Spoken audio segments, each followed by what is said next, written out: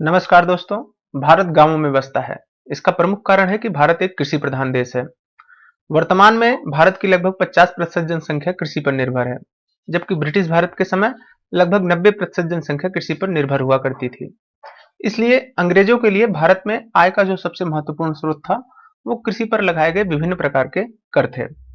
अब इन करों की राशि बहुत अधिक हुआ करती थी, जिससे किसानों का शोषण होता था। तो इन शोषण के विरोध में समय समय पर किसानों ने विद्रोह व आंदोलन किए। दोस्तों, परीक्षा की दृष्टि से देखें तो ये कृषक विद्रोह व आंदोलन अत्यंत महत्वपूर्ण टॉपिक है। इसलिए आज इस वीडियो के माध्यम से हम ब्रिटिश भारत में हुए विभिन्न कृषक विद्रोहों व आंदोलनों पर चर्चा करेंगे। तो आइए शुरू करते हैं। स्वागत है आपका स्काईलार्क सिविल्स एकेडमी के यूट्यूब प्लेटफॉर्म पर। दोस्तों, सबसे पहले हम देखेंगे कि इस कृषक विद्रोह के मूल कारण क्या रहे। दोस्तों, जो सबसे महत्वपूर्ण कारण था वो था ब्रिटिश औपनिवेशिक आर्थिक नीतियां व उनकी भू राजस्व नीतियां। दोस्तों, भू राजस्व जो लगाए गए थे उनकी राशि बहुत अधिक थी और जमींदारों के द्वारा किसानों का इससे शोषण होता था, जिससे कि उनकी जो क्रय शक्ति थी वो बहुत कम हुई। दूसरी तरफ दोस्तों, इस राजस्व की अत्यधिक राशि को चुकाने के लिए उन्होंने महाजनों से ऋण लिया। अब वो ऋण भी नहीं चुका पाते थे, तो इससे वो ऋणग्रस्त तो हुए ही और अपनी जमीन के अधिकारों से भी वंचित हुए। तो ये जो दोहरा शोषण उनका हो रहा था, इसके विरोध में उन्होंने समय समय पर विद्रोह किया। अन्य जो महत्वपूर्ण कारण था वो कृषि का वाणिज्यीकरण और हस्तशिल्प उद्योगों का पतन था। दोस्तों, कृषि का वाणिज्यीकरण, इससे क्या समझते हैं हम कि जो वाणिज्यिक फसलें हैं उनको ज्यादा महत्व दिया जाए अपितु खाद्यान्य फसलों के। अब ये तो अच्छी बात है, वाणिज्यिक फसलों की खेती से आय बढ़ती है, लेकिन ये जो वाणिज्यीकरण था ये औपनिवेशिक प्रवृत्ति से युक्त था। दोस्तों, यहां पर जो वाणिज्यिक फसलों की खेती कराई गई वो उपजाऊ भूमि पर कराई गई, जहां पर कि खाद्यान्न उत्पादन अधिक होता था। अब इससे हुआ क्या कि खाद्यान्न की कमी आई और इससे अकाल की बारंबारता बढ़ी। दूसरी तरफ दोस्तों, जो ब्रिटिश नीतियां थी उन्होंने हस्तशिल्प उद्योगों का पतन कर दिया। तो जो उस काम में लगे हुए थे, जो कारीगर थे, वो अपने कार्य से जब वंचित हुए तो उनका भी जो दबाव था वो किस पे आ गया, कृषि पे आ गया। इससे भूमि पर अत्यधिक दबाव पड़ा और फिर जो है अकाल की बारंबारता बढ़ी और किसानों का शोषण हुआ। तो जब शोषण होगा तो दोस्तों ऑब्वियस सी बात है कि विद्रोह होगा। दूसरी तरफ दोस्तों, जो अंग्रेजों की प्रशासनिक और न्यायिक व्यवस्था थी वो भी इस तरह की थी कि इससे सिर्फ किसानों का शोषण ही होता रहा। अगर हम दोस्तों 20वीं सदी की बात करें तो एक महत्वपूर्ण कारण हमें दिखाई देता है विश्व युद्ध। दोस्तों, विश्व युद्ध से हम किसान विद्रोह का क्या लेना देना है। दोस्तों, बात यह है कि विश्व युद्ध के समय जो यहाँ पर खाद्यान्न उत्पादन हुआ था उसका बड़ी मात्रा में यूरोपीय देशों में निर्यात किया गया। इससे हुआ क्या कि खाद्यान्न के मूल्यों में वृद्धि हो गई और दूसरा हमारे यहाँ खाद्यान्न की कमी हो गई। तो जो पहले से ही भू राजस्व राशि की अधिक राशि चुकाने से हमारे किसान जो ऋणग्रस्त थे उनकी ऋणग्रस्तता और बढ़ गई, क्योंकि जो है उनके खाद्यान्न के जो मूल्य थे वो बहुत ज्यादा हो गए। तो इस सब के ओवरऑल अगर हम व्यू देखें तो इसके विरोध में किसानों ने क्या किया, विद्रोह व आंदोलन किया। एक महत्वपूर्ण कारण दोस्तों हम देखते हैं कि रूस में जो साम्यवादी क्रांति की सफलता हुई 1917 में, उससे प्रेरित होकर भारत में भी दोस्तों अनेक समाजवादी दल अस्तित्व में आ गए। अब समाजवादी दलों के अस्तित्व में आने से हुआ क्या कि अनेक प्रकार के किसान संगठन बने जो कि किसानों की आवाज उठाते थे। इन सब का सम्मिलित परिणाम ये रहा कि किसान भी जो है कानूनी दांव पेच से, कानूनी प्रक्रिया से वाकिफ हुआ और अपने अधिकारों को लेकर मुखर हुआ और विभिन्न प्रकार के आंदोलन व विद्रोह किए। 20वीं सदी में ही दोस्तों जब गांधी बाबा आते हैं भारत, तो उनके आगमन के साथ ही जो भी आंदोलन चल रहे थे, जितने भी राष्ट्रीय आंदोलन चल रहे थे, वो आंदोलन जन आंदोलन में परिवर्तित हो गए। और जो किसान था वो भी था तो देश का ही नागरिक, तो वो भी इन राष्ट्रीय आंदोलनों से जुड़ गया और वहां पर उनकी मांग को मुखरता से उठाया गया। तो गांधी बाबा भी इसके जो है एक महत्वपूर्ण कारण रहे कि जो समय समय पर किसान विद्रोह हुआ आंदोलन, क्योंकि उन्होंने इनको प्रेरित किया। अब दोस्तों, हम कृषक विद्रोहों को अगर स्वरूप की बात करें तो इसको हम दो रूपों में देखते हैं, दो भागों में बांट के देखेंगे। एक 19वीं सदी में देखते हैं। तो जो 19वीं सदी में मुद्दे और नेतृत्व करता थे दोस्तों, वो स्थानीय थे। मुद्दे क्या थे कि भाई हमारे जमींदार हमारे शोषण कर रहे हैं और लगान की अत्यधिक राशि लगा रहे हैं। वास्तव में दोस्त जो किसान थे वो नजदीकी जो शोषण करता थे, जमींदार और महाजन उनको तो पहचान पा रहे थे, लेकिन जो दूरस्थ शोषण करते थे, जो मूल शोषण करते थे अंग्रेज, उनको नहीं समझ पा रहे थे। तो इस दृष्टि से देखें तो उनका जो दृष्टिकोण था वो बहुत सीमित था, और जो आंदोलन का तरीका था वो हिंसक था और अंधविश्वास से युक्त था। लेकिन दोस्तों 20वीं सदी तक आते आते किसान भी बहुत जागरूक हो चुके थे, क्योंकि वो राष्ट्रीय आंदोलन से जुड़ गए थे, राष्ट्रीय नेतृत्व उन्हें प्राप्त हो रहा था, इसलिए जो उनके मुद्दे थे वो भी राष्ट्रीय हो गए थे। अब खाली कर या अर्थ से उनका लेना देना नहीं रहा, अब उनके आंदोलनों में राजनीतिक मांगे भी उठने लगी कि भाई नेताओं को जेल से रिहा करो, जो विभिन्न प्रकार के अन्यायपूर्ण कानून बने हैं उनको समाप्त करो। और इसके साथ में समाजवादी विचारधारा भी आ चुकी थी। अब समाजवादी विचारधारा ने क्या किया कि आधुनिक राजनीतिक साधनों का लोग प्रयोग करने लगे, जैसे धरना प्रदर्शन करने लगे, जेल भरने लगे। अब जगह ही नहीं बचेगी दोस्तों, तो कोई क्या करेगा कि उनकी मांग को ऑब्वियस सी बात है मानेगा। तो इस दृष्टि से देखो अगर दोस्तों, तो जो किसान था वो मूल शोषणकर्ता को तब तक पहचान चुका था कि भाई हमारे जो सबसे बड़े दुश्मन है वो कौन है, अंग्रेज है। तो जो दृष्टि थी किसानों की वो व्यापक हो गई थी। अब व्यापक दृष्टिकोण था तो नेतृत्वकर्ता भी क्या थे दोस्तों, प्रांतीय व राष्ट्रीय स्तर के जो नेता थे वो इन आंदोलनों का नेतृत्व करते थे। तो विभिन्न प्रकार के किसान संघ, जैसे आंध्र किसान रैयत संघ हो गया, किसान महासभा हो गई, इन सबका गठन हुआ और आंदोलन तीव्र हुआ। तो अब दोस्तों हम देखते हैं, क्रमवार अध्ययन करेंगे कि 19वीं सदी में और 20वीं सदी में कौन कौन से प्रमुख आंदोलन हुए हैं। इस दृष्टि से जो सबसे पहला आंदोलन हमें दिखाई पड़ता है वो बंगाल में हुआ था, सन्यासी विद्रोह, सन्यासियों के द्वारा किया गया था। काफी लंबा आंदोलन था ये, 1763 से लेकर लगभग 1800 तक यह आंदोलन चला था। इस आंदोलन का नेतृत्व दोस्तों मंजर शाह, मूसा शाह और भवानी पाठक ने किया था। कारण क्या था दोस्तों इसका, कि सन्यासियों ने जो है बंगाल में जो अकाल पड़ा था उसके विरोध में यह आंदोलन किया था। मूल कारण क्या था कि एक तो खाद्यान्न की अकाल, बंगाल में दोस्तों समय समय पर अकाल पड़ता रहा। अब अकाल से खाद्यान्न की कमी तो थी ही, तो ब्रिटिशर्स ने क्या किया कि इसके साथ में सन्यासियों को जो तीर्थ यात्रा थी उस पर पाबंदी लगा दी, उनके ऊपर कर आरोपित कर दिया। अब जो सन्यासी का काम क्या है दोस्तों, तीर्थ यात्रा करना, देशाटन करना। अब अगर आप उसको रोकोगे तो वो क्या करेगा, विद्रोह करेगा ही।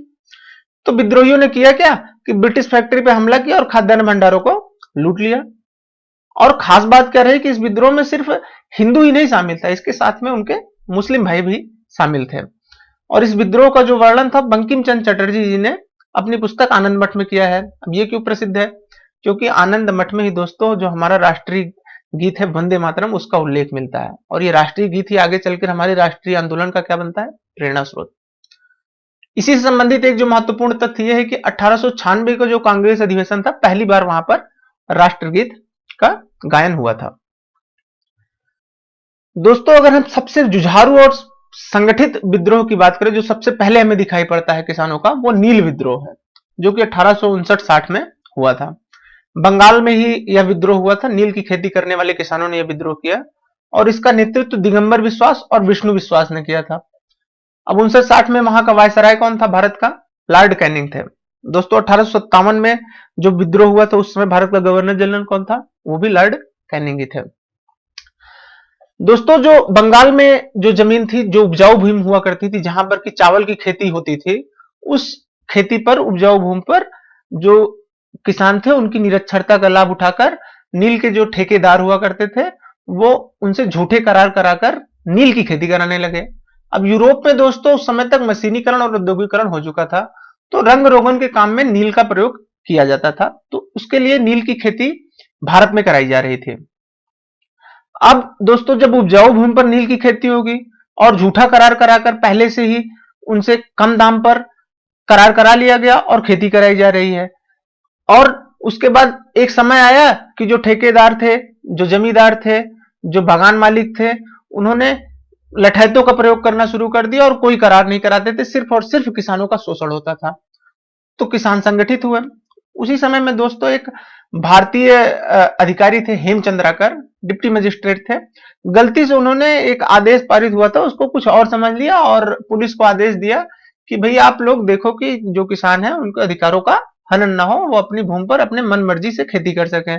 अब जैसे ही किसानों को यह पता चला, तब तक किसान तो जागरूक हो ही चुके थे, तो दिगंबर विश्वास और विष्णु विश्वास के नेतृत्व में उन्होंने संगठित होना शुरू किया और फिर ठेकेदारों को कर देने से मना कर दिया और नील की खेती करने से मना कर दिया। अब ये विद्रोह धीरे धीरे बढ़ते बढ़ते बहुत ज्यादा व्यापक हो गया। तो कैनिंग साहब को चिंता हुई। जब चिंता हुई तो उन्होंने एक नील आयोग का गठन किया। दोस्तों बहुत ही लोकतांत्रिक तरीके से अंग्रेज काम करते थे। कैसे विद्रोह का दमन करना है, साम दाम दंड भेद का प्रयोग करते थे। जान रहे थे कि विद्रोह व्यापक है, अगर हम किसानों से लड़ेंगे तो धीरे धीरे ये विद्रोह पूरे भारत में फैल जाएगा और हो सकता है कि अपना बोरिया बिस्तर समेट के यहाँ से जाना पड़े। उन्होंने तुरंत एक आयोग का गठन किया और उसका जो अध्यक्ष था वो बंगाल का जो सचिव था सी टनकर, उसको बना दिया। अब बनाया ही इसीलिए था कि वो जाएं और किसानों की मांग को कहें कि हाँ सही भाई पाया है और इनको खेती के लिए बाध्य न किया जाए, और हुआ भी ऐसा ही। दोस्तों इस आंदोलन में जो भी बंगाल के बुद्धिजीवी थे उनका बहुत बहुत ही सहयोग मिला किसानों के। हरिश्चंद्र मुखर्जी एक पत्र निकालते थे, बहुत ही फेमस पत्रिका थी वो, हिंदू पैट्रियट नाम से। उसमें भी इसका खूब वर्णन मिलता है। दीनबंधु मित्र अपनी पुस्तक नील दर्पण में किसानों के ऊपर हो रहे अत्याचार शोषण का वर्णन करते हैं और इन सब ने मिलकर अंग्रेजों के ऊपर एक दबाव डाला जिससे ये विद्रोह सफल होता है। अगला जो दोस्तों हम महत्वपूर्ण विद्रोह देखते हैं वो बंगाल में ही पाबना विद्रोह है। दोस्तों बंगाल की धरती आंदोलन और विद्रोहों के लिए जानी जाती है। समय समय पर वहां पर, क्योंकि एक तो वहां बुद्धिजीवी और दूसरा उनकी विद्रोही किस्म, तो जो भी उनका शोषण करता था वो उसके लिए समय समय पर विरोध करते थे। पाबना विद्रोह के दोस्तों नेतृत्व करता थे ईशान चंद्र राय, शंभूपाल और खुदी मुल्ला। 1859 में दोस्तों एक नियम बनाया सरकार ने और किसानों को सुरक्षा दे दी कि भाई 12 वर्ष तक अगर आप अपनी किसी भूमि पर खेती कर रहे हो तो फिर जमींदार आपको वहां से हटा नहीं सकता है। लेकिन जो जमींदार थे उन्होंने इसमें व्यवधान पैदा किया दोस्तों। तो जब व्यवधान पैदा होगा तो किसान क्या करेगा, विद्रोह करेगा। अब विद्रोह किया तो उन्होंने कहा कि भाई जो आप हमसे लगान ले रहे हो अब हम नहीं देंगे आपको। तो दोनों तरफ से वार शुरू हो गई। अब इसका जो खास जो वो खासियत थी इस विद्रोह की, ये रहा कि किसानों ने कानूनी तरीके अपनाए। हिंसक की जगह पे कानून, जहां पे हिंसा हुई वहां पर सरकार ने उनका साथ नहीं दिया, लेकिन जहां पर भी उन्होंने कानूनी रास्ता अपनाया सरकार वहां पर तटस्थ हो गई। तो इससे जो किसान थे उनकी भक्ति ब्रिटिश सरकार के प्रति बनी रही और उन्होंने स्टेटमेंट भी दिया कि हम सिर्फ और सिर्फ महारानी की रैयत होना चाहते हैं। इससे क्या पता चलता है दोस्तों कि अभी भी किसानों की जो दृष्टि है वो सीमित है। वो निकटवर्ती शोषणकर्ता जो जमींदार है उसको तो पहचान पा रहे हैं, लेकिन ये नहीं देख पा रहे हैं कि उनसे वो शोषण करवा कौन रहा है, ब्रिटिश क्राउन करवा रहा है, उसको वो समझ नहीं पा रहे थे। तो इस दृष्टि से अगर हम ये देखें तो अगर आपसे पूछा जाए कि पाबना विद्रोह साम्राज्यवाद विरोधी था कि सामंतवाद विरोधी, तो क्या होगा, ये सामंतवाद विरोधी विद्रोह था। अब इस विद्रोह का भी बंगाल के जो बुद्धिजीवी थे उन्होंने बहुत समर्थन किया। उस समय तक आनंद मोहन बोस जैसे बुद्धिजीवी हो गए थे जिन्होंने इंडियन एसोसिएशन नामक संगठन बनाया था। उस संगठन के माध्यम से भी इसका विरोध किया गया। जो लेकिन मुख्य पद हिंदू पैट्रियट था उन्होंने पाबना विद्रोह का विरोध किया कि भाई आप अभी मूल शोषणकर्ता को नहीं पहचान रहे हो कि ये अंग्रेज है। इस दृष्टि से पाबना विद्रोह थोड़ा महत्वपूर्ण है। 19वीं सदी का जो आखिरी विद्रोह और महत्वपूर्ण विद्रोह में दिखाई पड़ता है वो दक्कन के दंगे देखते हैं। दक्कन का क्षेत्र दोस्तों दक्षिण पश्चिम के क्षेत्र में जो दक्कन का पठार है, काली भूमि का क्षेत्र, वो दक्कन का क्षेत्र है और वहां पर कपास की खेती के लिए वो भूमि हमेशा से ही बहुत महत्वपूर्ण रही है। उसकी भौगोलिक संरचना ऐसी है कि वहां पर कपास की खेती अच्छी होती है। लेकिन दोस्तों हुआ क्या कि वहां पर भी किसानों का शोषण हो रहा था। दक्कन के क्षेत्र में दोस्तों भू राजस्व की कौन सी नीति अपनाई गई थी, रैयतवाड़ी बंदोबस्त अपनाया गया था। अब इसका जो मूल कारण था दंगों का वो ये रहा कि अमेरिका 1863 में अमेरिका में गृह युद्ध प्रारंभ हो चुका था। अब जो इंग्लैंड था वहां पे औद्योगिकरण जो हुआ था उसके लिए जो कपास आती थी वो अमेरिका से आती थी, क्योंकि अमेरिका की कपास की क्वालिटी थोड़ा अच्छी हुआ करती थी। तो जब गृह युद्ध प्रारंभ हुआ तो ऑब्वियस सी बात है कि कपास आना वहां से बंद हो गया। तो उसकी पूर्ति करने के लिए क्या हुआ कि दक्कन के क्षेत्रों में रैयतों को कपास की खेती करने के लिए मजबूर किया गया। तो इससे हुआ क्या कि अल्पकाल के लिए उनकी समृद्धि तो होगी, भाई जब किसानी खेती बढ़ेगा और उसका निर्यात बढ़ेगा तो ऑब्वियस सी बात है कि उनकी समृद्धि भी होगी। लेकिन जैसे ही वहां पर अमेरिका में गृह युद्ध समाप्त होता है वापस से उनका व्यापार, अमेरिका और इंग्लैंड का व्यापार शुरू हो जाता है, तो कपास की मांग में कमी आ जाती है। अब दोस्तों अंग्रेजों के लिए जो सबसे महत्वपूर्ण है वो क्या है, अर्थ है, मुद्रा, मनी। लेकिन जैसे ही किसान समृद्ध हुए तो अंग्रेजों को लगा भाई ये तो समृद्ध हो रहे हैं, हम क्या कर सकते हैं, इनसे और राशि वसूल सकते हैं। तो उन्होंने जो लगान की राशि थी वो लगभग 30 से 50% तक बढ़ा दिया। लेकिन जैसे ही वहां से अमेरिका और इंग्लैंड का व्यापार पुनः शुरू होता है, तो कपास की मांग तो कम हो गई। मांग कम हुई, एक तो मंदी के शिकार हो गए, दूसरी तरफ जो वो लगान की राशि बढ़ाई हुई थी उसको अभी भी उन्होंने कम नहीं किया। तो इससे किसानों को जो है दोहरी मार पड़ी कि मंदी और उसके साथ साथ ऋणग्रस्तता भी बढ़ी। तो उन्होंने किया क्या कि महाजनों और जमींदारों का सामाजिक बहिष्कार करना शुरू कर दिया। अब सामाजिक बहिष्कार में दोस्तों उन्होंने क्या किया कि भाई हम आपके दुकान से सामान नहीं खरीदेंगे, नाई कह रहा है हम आपका बाल नहीं काटेंगे, धोबी कह रहा है हम आपका कपड़े नहीं धोएंगे। तो जितने भी सामाजिक वर्ग थे उन्होंने महाजनों जमींदारों की सेवा करने से मना कर दिया। लेकिन ये सामाजिक बहिष्कार धीरे धीरे शीघ्र ही दोस्तों कृषि दंगों में परिवर्तित हो चुका था। तो दंगे में परिवर्तित हो गया तो किया क्या लोगों ने कि इनके घरों पर हमला कर दिया, इनके व्यापारिक प्रतिष्ठानों पर हमला किया और जो भी ऋण संबंधी कागजात तो लूट के जला दिया। कहे न रहेगा बांस न बजेगी बांसुरी, कागज ही हमने जला दिया। सरकार को जब लगा कि ये दंगे ज्यादा खतरनाक हो सकते हैं तो उन्होंने इसका कठोर दमन किया।